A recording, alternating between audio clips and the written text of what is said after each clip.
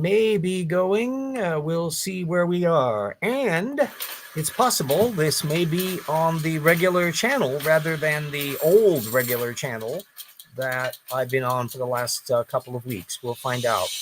It looked like a slightly different access point.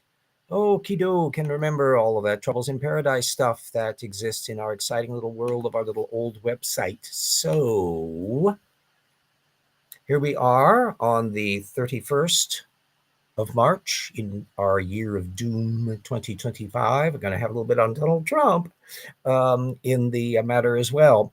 So we'll find out whether or not when I edit this tomorrow, I'll find out whether or not this is on the old channel or the one it ought to be on, which is the on that little matter. And my old little wireless mouse died, so I was a little bit late in coming on. So we are continuing, of course, to plow down source by source, item by item through the creationist book Titans. And this is also a Luskin 800 plus week. So we're going to be having some material on that. So Sarfati and Tay have been trying to do their shtick about carnivory issues and the like. We'll be alluding to that in volume 2 of Rocks, where there's going to be a whole section on how creationists have kind of moved the goalposts about when carnivory came in. Sarfati and Tay are in the position that is the revisionist creationist view, where it's somewhere. Hi, yes, yes. If you're in Wisconsin, vote yes, indeed, yes. Well, absolutely, yes. That's the I believe the judicial election that ketamine crazy cat Musk has been dumping tens of millions of dollars on to try to sway the election to favor the Trumpistas. So absolutely, I can agree absolutely, totally on that little front. Anyway, the creationist position now is that carnivory kind of occurred right early on after creation, after the fall, immediately. Whereas the old view, that was the case in the Duane Gish, Henry Morris era back in the 70s and 80s, was that carnivory came in only after the flood. And that is becoming increasingly not the position at AGCMI and ICR.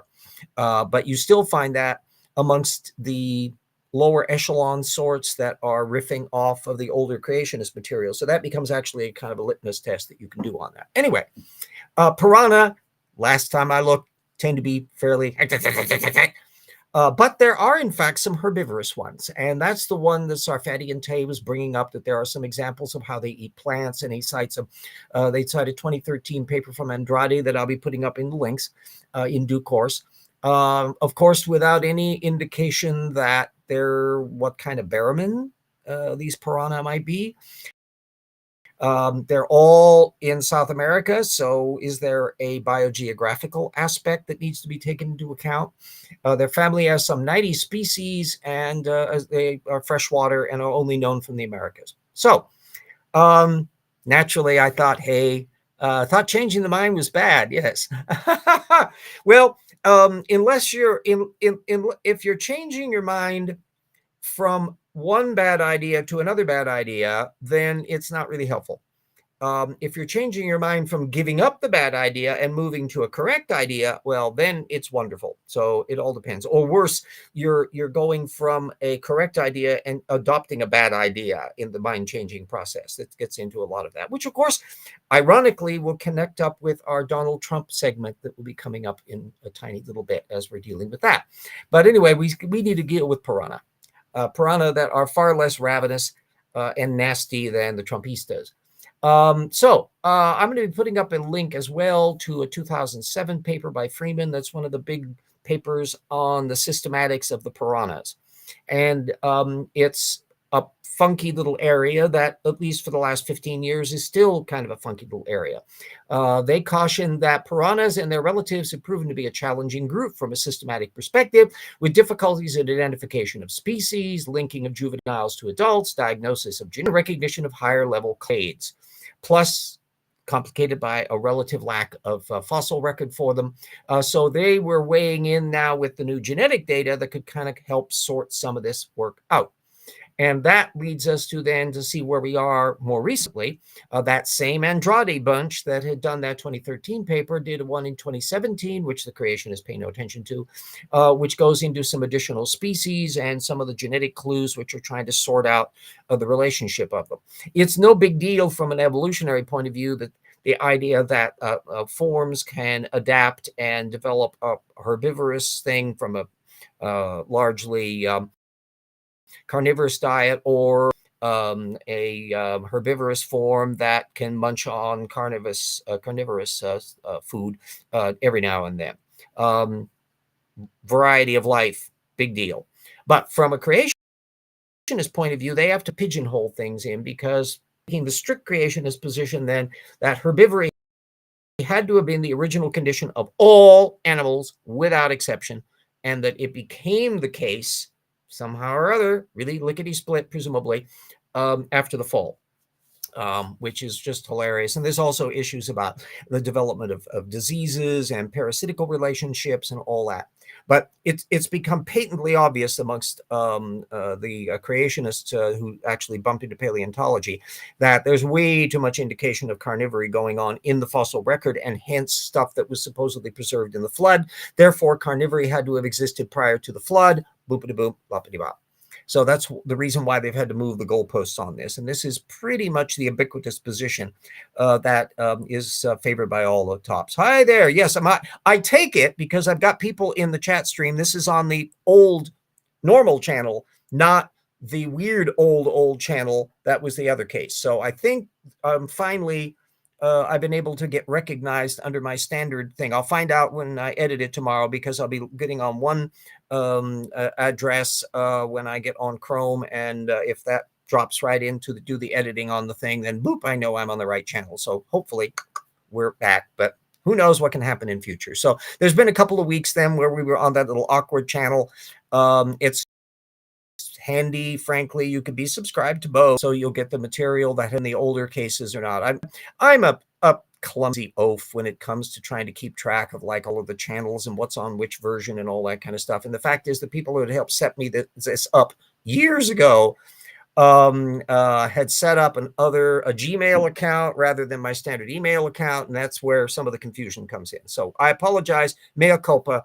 Did you hear about that poor woman addressed in Georgia? No, but I'm sure we are going to be having endless amounts of that kind of stuff, of people who are being persecuted and attacked for the most flimsy and pathetic of reasons, because Kristi Noem's ICE and all the rest of these people, these are just bloody hell nincompoops, which connects up to our secondary section, which is a little thing that popped up. I was reminded of it in our science chat that goes on a other than Twitter and that platform, in our science group that includes Erica and Dapper Dino and Dan Stern Cardinale and all of that crap.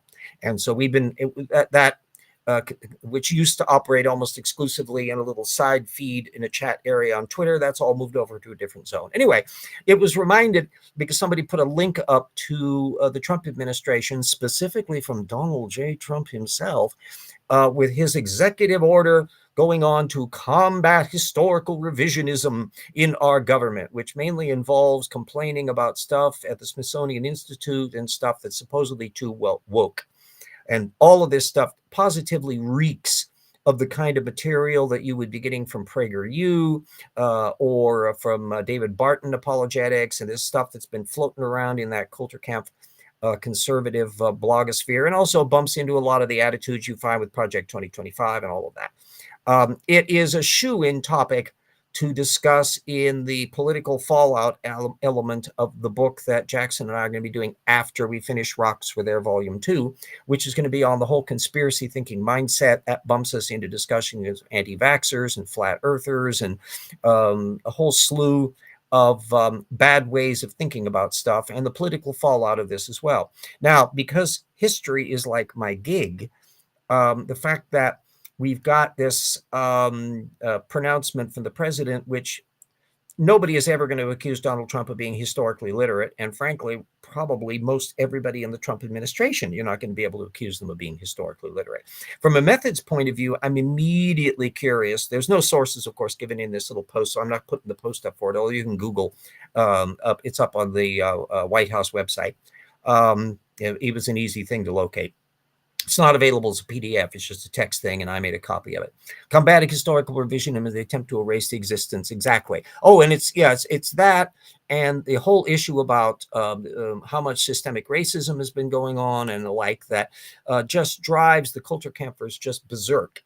And I know because this is an area that I'm familiar with because it's a historical thing. I mean, Civil War and antebellum and Reconstruction period is one of my major areas of study in college. So this is not something, the idea that there were bad things that had gone on in the past, that's this some news bulletin. It was all material that I was familiar with as I was hitting into the college in the 1970s. Spoiler alert, that's half a century ago. What it drives these nincompoops nuts is that information is increasingly being incorporated into the national rhetoric in the Smithsonian and in the various museums and so forth and so on. And it just infuriates extreme culture camp conservatives who have this cartoonish version of the past where they just want to mention just certain kinds of aspects, but not others. There was the 1619 project had this 1776 counter project that was begun in the first Trump administration, is kind of continued and connects up with the Heritage Foundation and a whole bunch of other folks. And that's all going to be grist for the mill on there, because from a source methods point of view, you could ask if anybody ever got around to doing that. Remember source methods? Does anybody think that Donald Trump has ever studied any of this whatsoever? I don't. And so it's exceedingly likely that he has listened to somebody, or somebody has compiled the thing that he then puts his little signature to. So who are those people? We don't know. No documentation, no source material. I'm sure some investigative reporters will probably be delving into some of that aspect as well. The very fact that they're targeting certain kinds of areas, there's certainly a swirling mass of apologetics that relates to a lot of these issues, and I'll be looking into that in due course as we delve into a lot of the dust to settle on that stuff. But every single one of these things is a daisy chain. So my assumption is that Trump has drawn on some culture camp conservatives, possibly just Fox Trump Pravda pundits, but possibly other people that he connects up with in their network, and that they themselves are relying on some as yet unspecified next layer below that. So we're looking at the same kind of daisy chain apologetics that you see in the creationism movement or in any other areas, where you have people that constantly churn a dogmatic position and repeat tropes, but they never actually try to find out whether any of the original source documentation is true. So it's going to be a fun little thing. Yes, Trump is a not particularly well-educated person, despite the fact that he supposedly went to a kind of college, but apparently somebody may have been paid to take his tests and all that sort of stuff. It's a circumstantial case can be made that he was an undiagnosed dyslexic. That could account for some of his terrible reading skills, and for that matter, terrible pronunciation skills. Everything from his talking about the oranges of things instead of origins, or most recently, the matter that he was plugging for the Tesla cars when it's a Tesla. He may also be hard of hearing and not want to have the vanity of wearing a hearing aid. I had a grandmother that was like that, couldn't stand to worry about that kind of thing. And so you have all sorts of foibles that people can get into in those areas. And it's an unfortunate circumstance if they happen to be a relative of yours, but it's not a good idea if they're president of the United States. And that's the situation we're in now. Plus, should have been locked up the French Revolution. My circumstance is to see what's going to be going on as we plow through our 1929 year and things start getting really dicey, which I'm thinking they're going to. But we've got all sorts of fascinating phenomena that can happen around the world. That means we're not necessarily going to be replaying the global depression World War II model that happened in the 1930s and 1940s. There are some very different dynamics that are going on in terms of how economies are connected or not. The presence of the European Union that didn't exist back in those times, and our instantaneous communication networks, other than in the police states that try to restrict information flow. So we have a lot of different elements to things. Hopefully this will be a 2x4 right into the balls for an awful lot of people who are going to have to figure out that they need to rethink how they do source methods in order to make better judgments in matters of politics and other areas. They can presumably compartmentalize that. I mean, you can find people that are perfectly decent business people and perfectly capable of making rational decisions when they're getting a refrigerator or a car, but yet won't necessarily be applying that same level of precision when it deals with their political judgments, and it then becomes like a political football team where they're just for the team and they're not paying any attention to any of the fundamental details on the stuff. And so the kinds of mechanisms that I think an awful lot of this problem has been simmering long before we slammed into the modern media environment. But with the development of highly compartmentalized media, where lots of people just get into their little tunnel vision niches, liberals are watching certain kinds of programs and stuff on YouTube, and conservatives are operating there. And then there's been analyses to show that in terms of sheer audience size, the right wing punditry is a monstrously large segment of the population.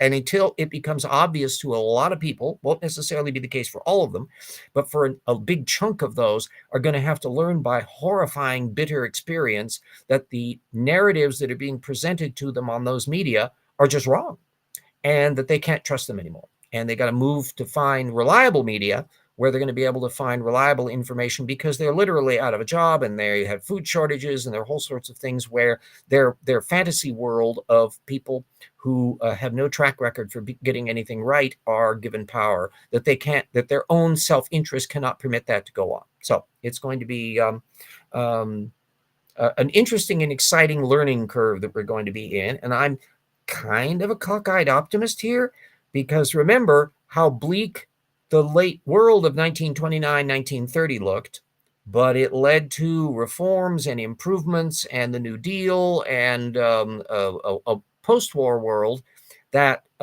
produced a great deal of progress.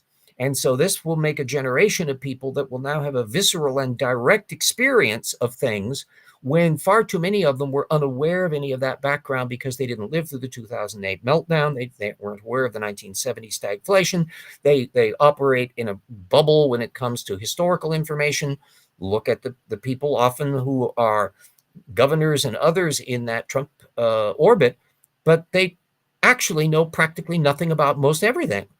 And yet they think they know oodles in the same way that the pundits that pop up at PragerU think that they know anything. Nobody is more self-confident of their position than a Steve Meyer, or the kinds of hyper-conservatives that pop up and become cabinet posts in the Trump administration. So there's that little sideline. That's going to be an ongoing story.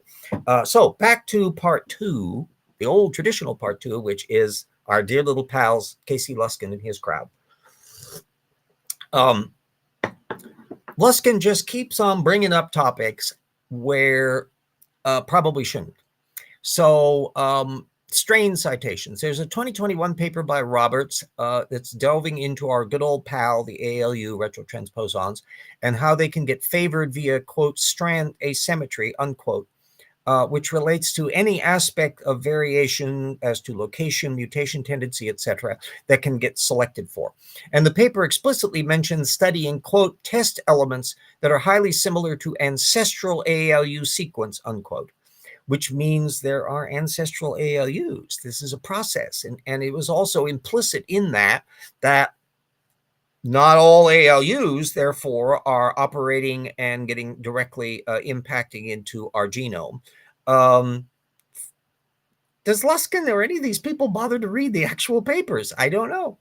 Another one that he jumped up on is Tolonis and Ragutsis 2021 on how human and mouse versions of these various things are more expressed in the shorter sequences that tend to get expressed more in the blastocyst stage of development. So again, it's about a particular stage in the embryological development system and looking into, everybody knows that there's ALUs and retro elements that are playing a part in this to some extent. It pads out the genome, and therefore the genome has to pay attention to it. And all of these papers are just about that. It's in many respects just cycling around a lot of the same themes.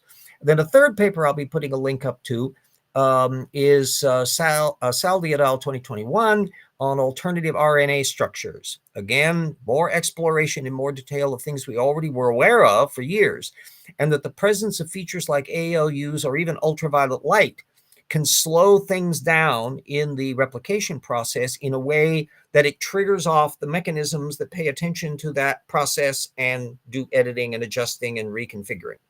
So they're actually all delightfully fascinating papers. Next installment that we'll be doing in 2 weeks, it was kind of a surprise because I'm going down through the Luskin list one source at a time to the very next ones. But occasionally I'm bumping into things that cause me to jump ahead, where I'll be looking up terms that are popping up to see whether or not they discuss that term again. And sometimes I've been linking up to papers that are actually occurring farther down the list. Well, quite by accident, I discovered a brand new paper on the notch signaling system and a particular variant of it that occurs in human beings, where there's a dynamic tension that's going on between it and another gene that plays an enormous part in the development of primate brains, and particularly hominid and human brains. And so there's an interesting whole bit about that suddenly I went, ooh, I wonder if this particular thing is mentioned in the Luskin list. And it turns out, yeah. So 2 weeks from now, we'll be doing a notch show where we'll be discussing the examples that are brought up and this more recent material that pertains to all of this stuff that is really just a delicious element, fabulous science, and it'll be discussed in the human evolution section of volume 2 of Rocks as well. So it's going to be an ongoing little thing, but it's an interesting little thing. So we're at the moment we're running at about 10% through the Luskin list. We're a little over 90 sources and counting. And mea culpa, I'm not plowing through them faster than that, but that's because I'm writing a bunch of books at the same time. Volume 2 of Rocks were there. I'm engaging getting all of the material from the cosmology chapter straightened out. After that, I'll have one more big tackle, which will be the Arc Encounter Kinds list chapter. And then as well, the material that Jackson is doing, which he's the main one on the human evolution chapter. And there's stuff on the paleo worlds issues and the moral, ethical fallout of these stuff. There's an awful lot of stuff in the remaining chapters to work on as well. Plus, I am doing volume 3, the third volume in the Paralogs of Phileas Fogg story, although that taking a back burner in the same way the second book did when I was working on Rocks Were There Volume 1. So yeah, we prioritize. But at any rate, it keeps the old RJ busy beavers. And Salvador, wasn't he the guy who painted? So Salvador Dali. Yes, that's the artist. Yeah, this is a guy named Saldi, Saldi. By the way, I have the Salvador Dali tarot deck in my tarot collection that I picked up. It's one of the most expensive decks. I think I can't remember. It was like $85 or $100, something like that. It's been years ago since I got that. That's a quirky little thing. That's one of the little sidebars that I have as one of my little affectations. Was the study of the evolution of playing cards. And so I have, and I happened to glom on way back when a cult bookstore closed up. I was able to pick up just scads of little occult tarots from the 1970s and 80s that represented the kind of little sidebar niches before the weight deck became the AIDS virus of tarot decks and just wiped out almost all competing models of what the occult tarot was supposed to look like. Meanwhile, there's also an actual gaming tarot, and that's where the tarot came from in the 15th century. I won't go into all the card play stuff. But at any rate, yeah, Salvador Dali. There's actually an awful lot of fascinating artists that have done a lot of stuff. And some of the most beautiful decks are people that were inspired by just complete occult claptrap. And that reminds us then that you can have enormously interesting art that's being spurred on by stupid, which is why we also have a lot of religious art and so forth. That, you can have wonderful artistic sentiments that are brought out. There are composers who are terribly religious, others are quite secular, and so it's a mix all the way along. Same way with painters and any other field. So anyway, so that will be the little element to proceed on for 2 weeks from now when I hit the next Casey Luskin little file, and we'll continue to plow along through there. This whole section of the Sarfatian table, as I pointed out, is really heavily recycling creationist material, largely from CMI. They're staying pretty tight within their little orbit, and big chunk of it from Sarfati and associated people himself. It's a little, it's a kind of insularity that's different than what I'm doing for the cosmology chapter, because that you find people bouncing in the AIG and CMI and ICR frame, and then you have the ones that are kind of floating around the periphery that publish in the Creation Research Society quarterly, and then little bits and pieces that pop up on the little sidebar. One of the ones that just came up by accident, I stumbled upon a new post from that Grayson Hawk and Dave Farina did, going on about this Chris Langan guy, who I had peripherally in my references. He sorts of orbits the intelligent design movement, and he did a little article in one of the intelligent design books about 10, 12 years ago. So I wasn't really too familiar with him, but he's popping around in the modern frame because he has this just harebrained, preposterous, super weird cosmology that is, he self-styled as the most brilliant man in the world, the smartest guy, super duper 200 IQ, blah, blah, blah. And yet he never seems to get very detailed and has just absolute hilariously gibberish jargon that Grayson and Dave Farina were going after in a recent video. Well, he popped this Langan guy bumps into Rocks Were There Volume 2 territory because he happens to be alluding to the cosmological principle, the cosmological constant thing that was proposed by Einstein and that has then been retooled in the issue about inflationary cosmology since then. That is not the level that Langan is operating at. At any rate, supposedly he has a calculation for his number for it, but he is not sharing it with anybody. And this video that Grayson and that were going after was like 3 years old, so we're still waiting. We'll find out about that.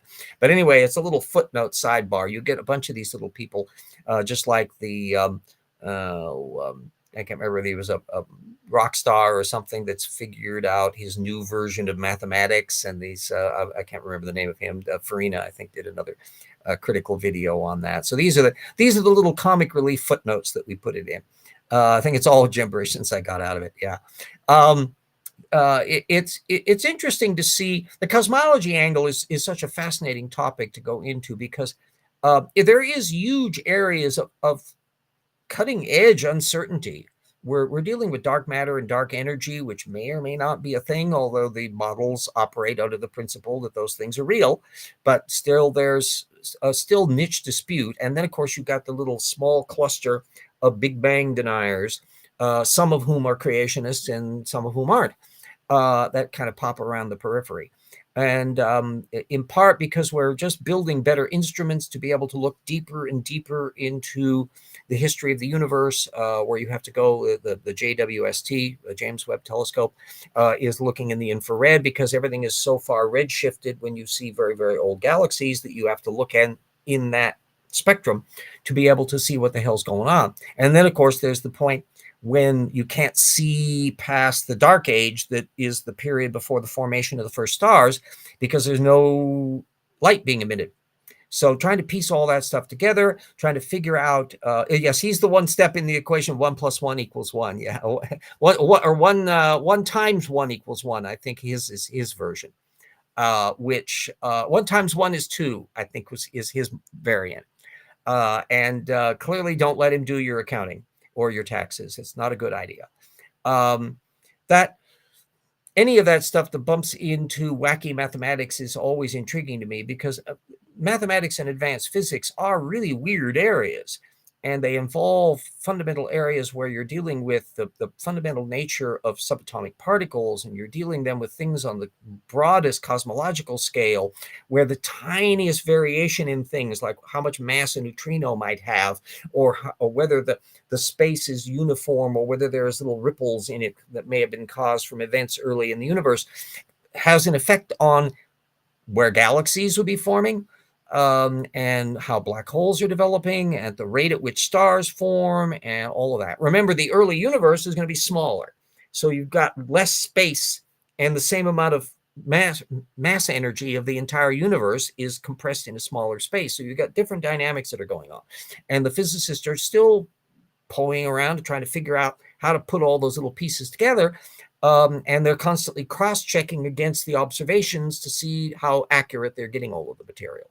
So it's really wonderful. Yeah, Shimel Poland thinks 1 + 1 = whatever you want. Yeah, well, and there's a block of fundamentalist Christians in the creationist community. They're not the sorts that you find at AEIG and ICR level, but they're down in the homeschool nutcase zone, that basically think of divine command attitudes apply to mathematics as much as morality. So just as morality is whatever God says it is, mathematics is whatever God says it is. And so if God decrees 1 + 1 is 5, then it's 5. Live with it. Again, don't let them do your taxes. Whereas mathematics as a discipline has a natural area for people with very quirky minds. You can have people running from fairly religious folk like Kurt Gödel, that came up with a lot of the stuff on undecidability in mathematics, and others that are more probably on the non-believer side of things. But the point is that the mathematics is the one discipline where you can either prove it or you can't. There's no middle ground. And it's all rigorously precise, so that if you can say a particular proof of a thing, it's not a matter of opinion, kids. It's done, settled, boom. So that's the only area that you could think of as an absolute science. It doesn't mean that there can't be areas that are literally undecidable within that pure mathematics structure, as Kurt Gödel established. And so it's an area that, if you're going to be venturing into it, bear in mind that it's a weird little area. And anybody that tries to argue that your parochial personal experience is somehow an absolute guide here, wow, if you think quantum theory and quarks and strange entanglements weird, wait till you get into deeper mathematical manifolds and surreal numbers and all of this other stuff. A bit about the Bible saying pi = 3. Yeah. This one to some extent is a partially bad rap. There is a thing which was described, I think it's from Judges or something like that, that alludes to the interior and an exterior of a brazen thing, and it's 3. Well, no, it's not quite. It's pi. But although it shows up on a variety of the Bible stupid list, I think it's a weak case, because no one's really drawing much on it. It's just probably a turn of phrase, and it's just, rule of thumb. I wouldn't play it up personally. There's an awful lot of miscellaneous Bible contradictions that are purely the result of mistranslations, people writing the wrong number down, or misremembering. So they're minor details.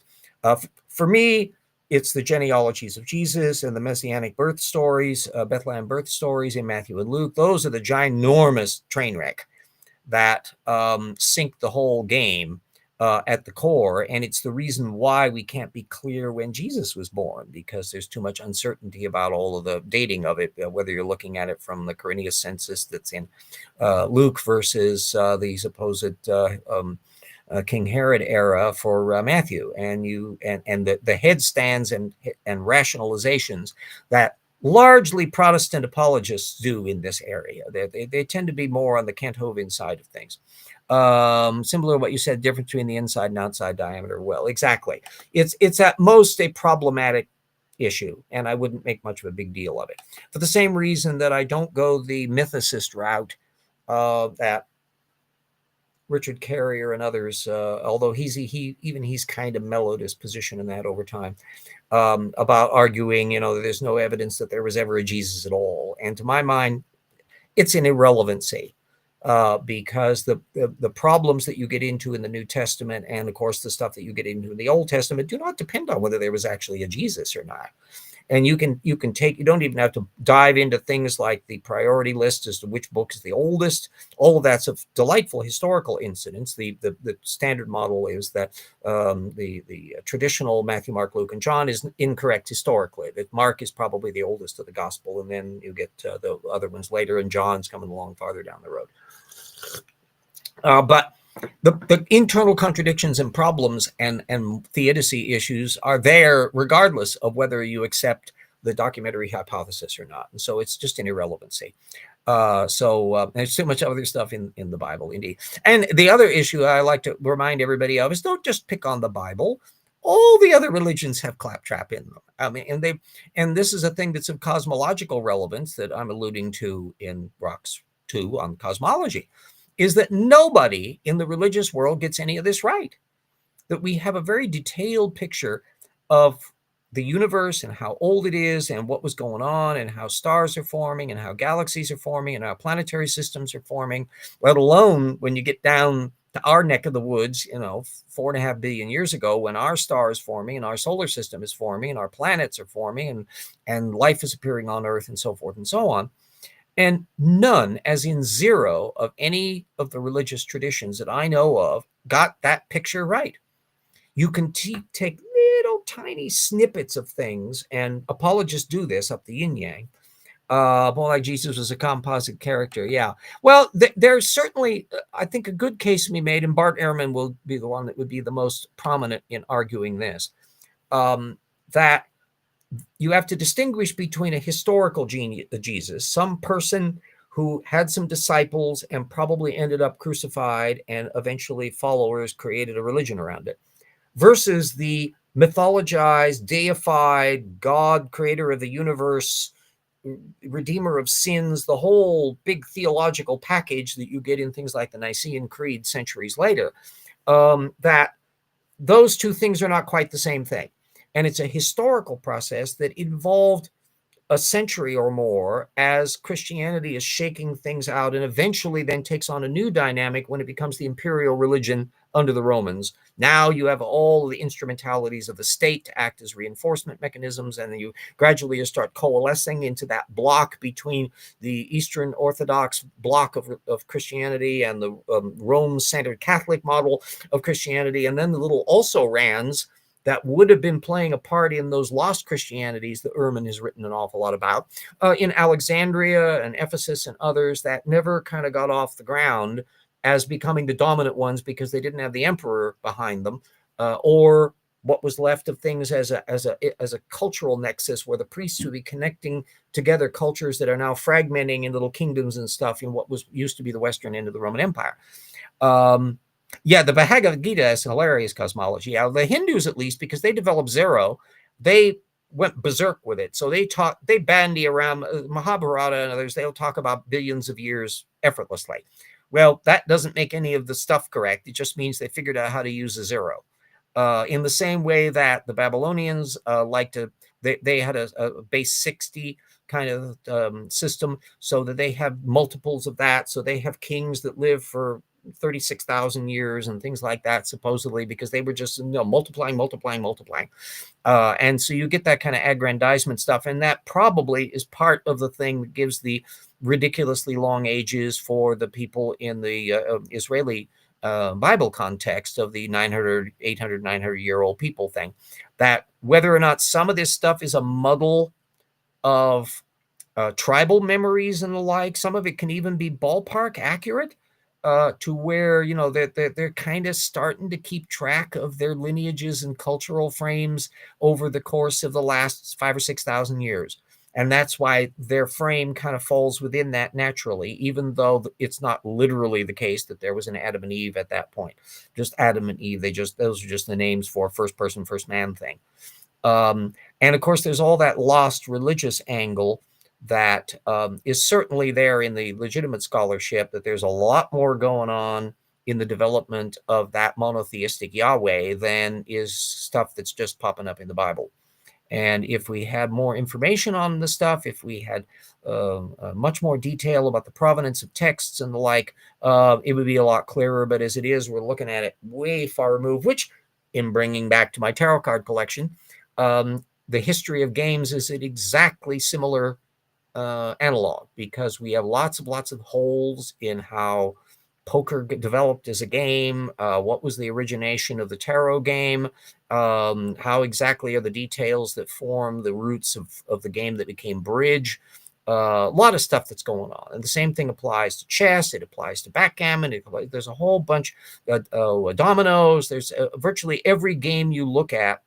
There are zones where you start going into the point where you have little fragmentary examples of things that have gotten preserved, and centuries after the games have already been operating, people will start talking about what the rules are and all of that. Well, exactly that phenomenon has been going on in religions as well, and we just tend to forget about it. So that kind of attitude that just makes some people heebie-jeebie about, well, we don't know the answers to that. Get a grip. I'm a historian. That's comes with the territory, kids. And why should we think it's any different when it comes to other areas? The ages of the people of the Bible were not years, but moon cycles. Yeah, there's an awful lot of possibilities. You got the dynamic between. Come on, there's my little thing here. Whoops, here we go. And about that dynamic between the lunar and solar calendar, one of the little sidebars that I was just updating for the book just this week had to do with the fact that there's a little niche of the fundamentalist Christians that want to argue the 7-day week is divinely mandated and was there everywhere in ancient culture. And no, it wasn't. And the Egyptians are the big exception. They never had a 7-day week until it eventually got adopted in the course of bumping into the Romans and the like. They had basically a 10-based system that was going on. And the 7-day week was not developed by the Bible. It was developed by the Mesopotamians. And there's a whole bunch of things that when you start thinking about it, trying to figure out that lunar cycle and how many days there should be in there, that weeks of 7 days are the most rational because it's closest to what the actual values are. And if you try to do anything else, especially if you try to connect things up with a solar calendar, you've got the fixed things of the 365.2422 days and all that you can play around with 10-day weeks, you can play around with 7-day weeks, you can play around with various numbers. But the 52-week year, 12-month system gets closest to that actual value and matches things up with the minimum of wiggle room, where you have to add some months longer than others and all that kind of stuff. So there's no surprise that all of that happens. They had to, and on the 10-day week things, when the decimal happy French Revolution came along, they tried to have 10 months in the year and 10 days in the week. They were just obsessive about it. And the only thing that finally took was the metric system angle, which, and over here, we paid attention to it, where we developed a decimal monetary system, and even though the Brits didn't until recently. So anyway, things are complicated, ain't they, kids? Anyway, let me put my thank you note for our patrons, since we've shot past the half hour here on things. What a difference it makes when I'm on the regular channel and people can actually effing see me in a way that apparently wasn't going on in the previous weeks. But it looks sure like I'm back on to the regular channel, and hopefully we'll be sticking with that if I remember to hit the right bloody button.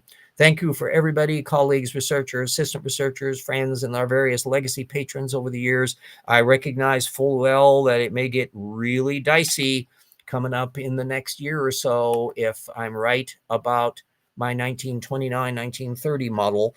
But everybody that can keep sticking in with us, and the fact that if my projections are right, we aren't necessarily going to be bumping into a global depression, that we may have a really mucky time of it here, which in the course of which I want a hell of a lot of smug right-wing influencers who have never known bad economic times to discover that in bad economic times, they can't make money because nobody wants to pay them anything, that the foam on the beer fluff that they've been riffing off of in this free-for-all environment post-2008, after the recession, that may not apply. And that ketamine crazy cat Trump or Musk will find that he's going to be screwing his financial circumstance. He's already lost half of his money just in the correction now. He's so toxic that I think it's only a matter of time before Tesla throws him out, and that may apply to the other companies as well. And he may end up just running afoul of an awful lot of laws. Another thing to watch out about are all of the crypto Bitcoin thing that's unregulated, and he's being favored by the Trump economy. They're probably going to squander billions of dollars. Some people will make a bunch of money off of it, which may be violating insider trading laws. And so some of those, if we still have a republic by the time we're done with this, may have an awful lot of problems on their legal front on that front.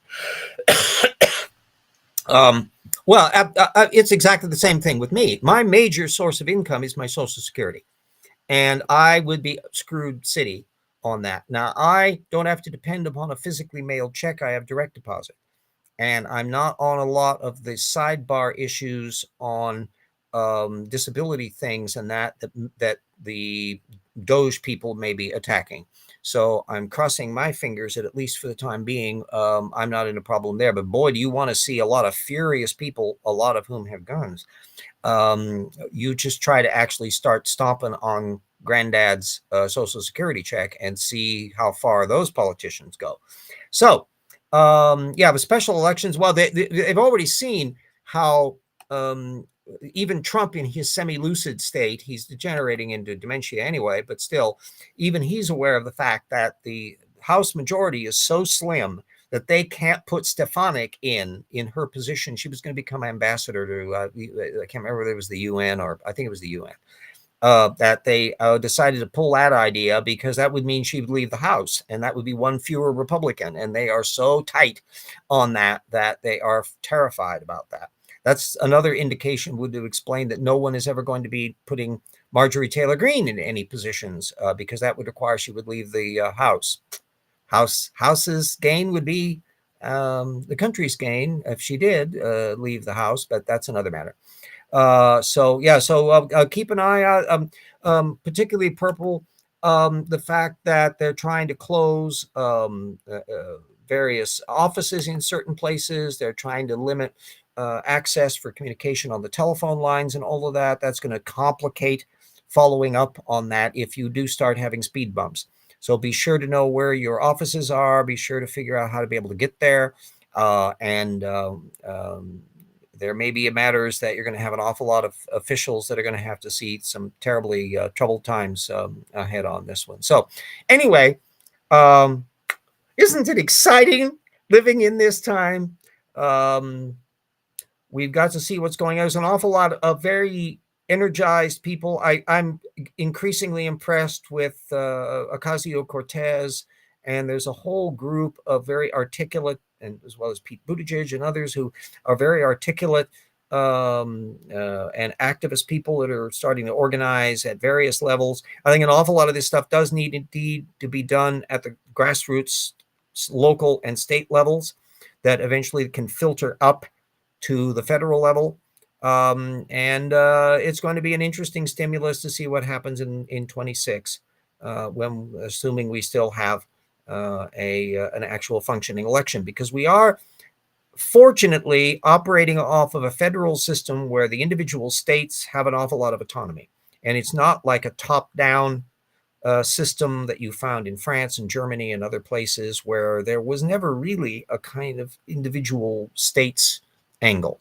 And we may have to be dependent on that. For example, regards RFK Jr. and all the dumb ideas that he'll be putting through at the FDA level, I think our state level here in Washington will just ignore them. And we'll just go our own way and do our own rules because we aren't going to be following stupid advice. And the accessibility of medicines and whether or not we'll have to do independent temporary state authorizations of things and just bypass the FDA and just tell screw them. It's going to be an interesting little time ahead. And all of the people, 100% of the people who voted for Trump in 2024 bear all the responsibility for all the mess that we're going to be going through. And hopefully a chunk of those will go agada, agada, agada, and wake up and smell the coffee assuming they can afford any coffee because the Trump administration is going to be running inflation to the roof. So anyway, and so it's going to be an interesting little time. But remember how different the world was in 1932 or 1930 compared to 1929. And that a lot of things, and that was in a time before the internet. It was a time before smartphones. People had slower communication. They had most transportation was still by railroad, inner city. It was a slower world, and yet look at how much happened quickly then. What can we do in the 21st century? Maybe we can do better. So anyway, let me put my little advert up for the rocks were there. Whoops, I'm forgetting that I don't have my little mouse thing. Eventually, I'm going to have to buy another, the one that my late brother gave me, my wireless mouse. It's starting to malfunction. It's a Microsoft. And so even though I put fresh batteries in it, it's not running. So I'm using the little, running the pad thing, which is not the most comfortable thing for me in the world. But beggars cannot be choosers. One must adapt to the situation, mustn't one? Okay, so there we go. And commercial. Peter promises to be doing an advert for Volume 2 when we get that finished. And hopefully we'll be able to do a little interview on Pelagia's show and some of the other places. We'll cross those bridges once we get the book done. So anyway, one thing at a time, kids. Watch out for the wooden penguins.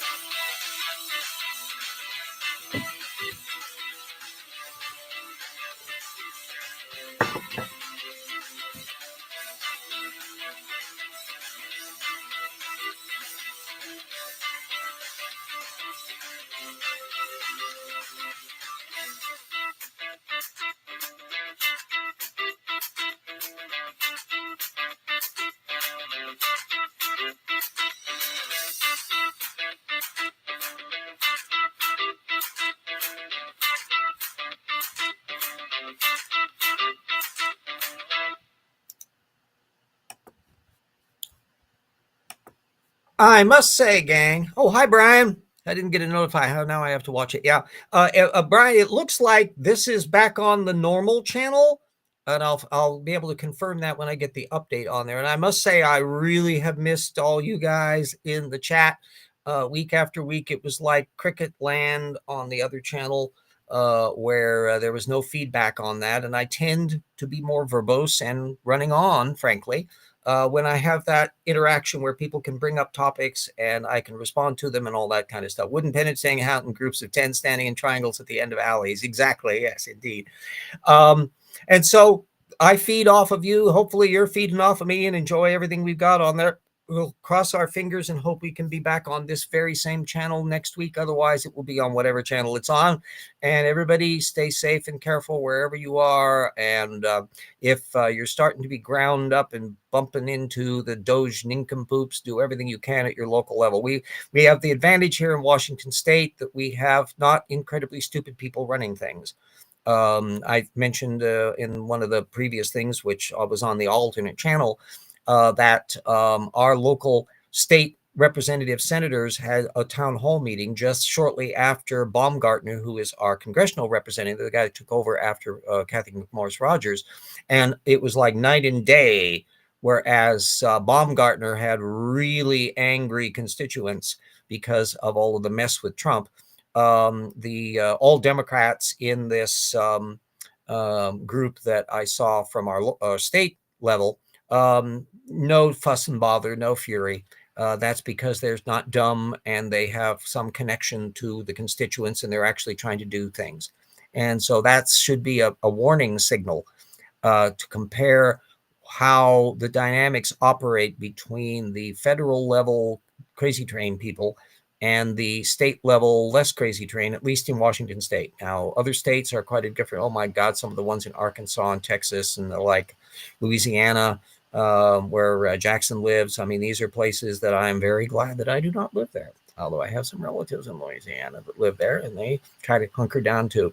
So the link for the other channel, that was the one that I put my message up for each one of those. It was the old channel. It was on quite a few years ago, and for some reason I got shunted onto that again. I put the little thing on up in it, but this will be hopefully on the standard channel, and maybe I'll have to put a linkage up if you hunt around for some of the earlier Titans 82, 83, somewhere around in there. Those weeks will pop up. Anyway, everybody stay safe, kids, and I will be seeing you all next week wherever I am seeing you. Endings the stream.